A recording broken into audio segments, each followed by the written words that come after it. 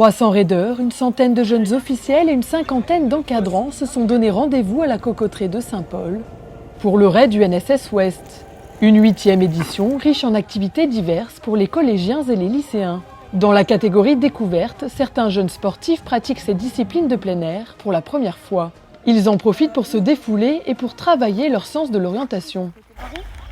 Là, il y en a. Non, là, regarde sur l'arbre. En face de toi. Bah oui, il y en a.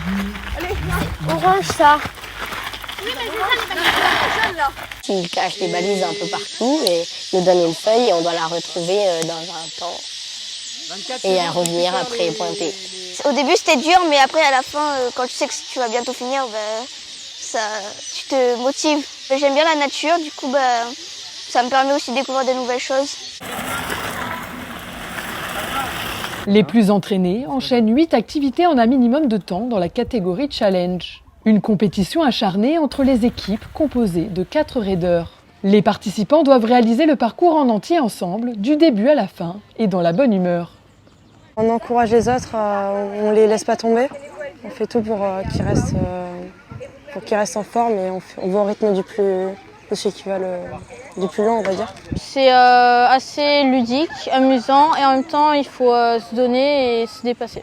Il y a des hauts et des bas, il faut s'organiser, c'est pas toujours facile mais c'est possible. À l'entendre dans le groupe, on se connaît bien, on est en internat ensemble, du coup ça va. Même si c'est important pour nous, on prend ça à la rigolade et on fait ça un peu... on fait de notre mieux, voilà. Les jeunes officiels encadrent les différents ateliers. Parmi eux, Mathis prend son rôle très à cœur. En tant qu'apprenti arbitre, il donne les consignes aux équipes avant l'épreuve de Packcraft. Sur le Packcraft, vous allez prendre la balise 1, 2, 3. À la balise 3, là-bas, il y a un point relais. À la base, je suis participant.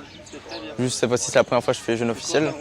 Du coup, ça m'apprend encore des règles que je ne savais pas. Il faut être clair, parce que après, les équipes, si elles font une erreur, elles peuvent me dire « ouais, vous n'avez pas expliqué ça ». Jeune reporter, Miranda est en 3e. Elle couvre l'événement et filme les participants sur toutes les disciplines. Tu fais quoi aujourd'hui?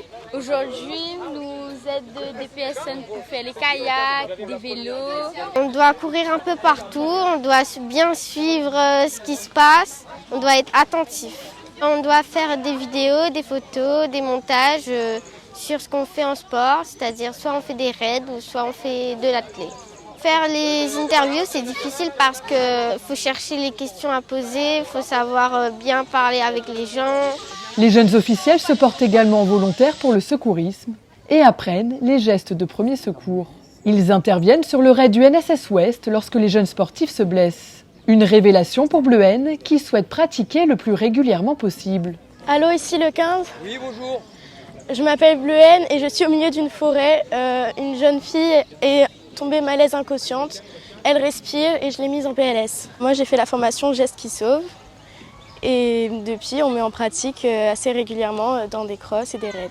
Alors, les blessures les plus courantes, déjà, souvent, c'est les malaises. Pas généralement inconscients, mais surtout à cause de la chaleur.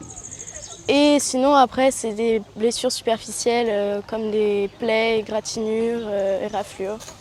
Dans l'Ouest, les raideurs évoluent dans un cadre idyllique autour de l'étang de Saint-Paul. Le raid nature permet aux participants de profiter des beaux paysages réunionnais et de découvrir de nouveaux lieux atypiques. Ça prend de plus en plus d'ampleur parce qu'on a un terrain de jeu fabuleux. On a un terrain de jeu qui nous permet de faire de l'aquatique, on a un terrain de jeu qui permet de faire du dénivelé quand on va au Meido. Quand on va sur le lagon et qu'on fait du Packcraft, ça fait quand même rêver. Et d'autant plus que le championnat de France étant passé par là, on a montré à nos beaux sites et notre île qui est fabuleuse, quoi. Il a fallu 4 mois pour préparer le raid UNSS Ouest. Sur chaque parcours, des repérages sont nécessaires. Prochains objectifs, le raid académique et un éventuel voyage solidaire et culturel à Madagascar, avec l'organisation d'un raid sur l'île de Sainte-Marie.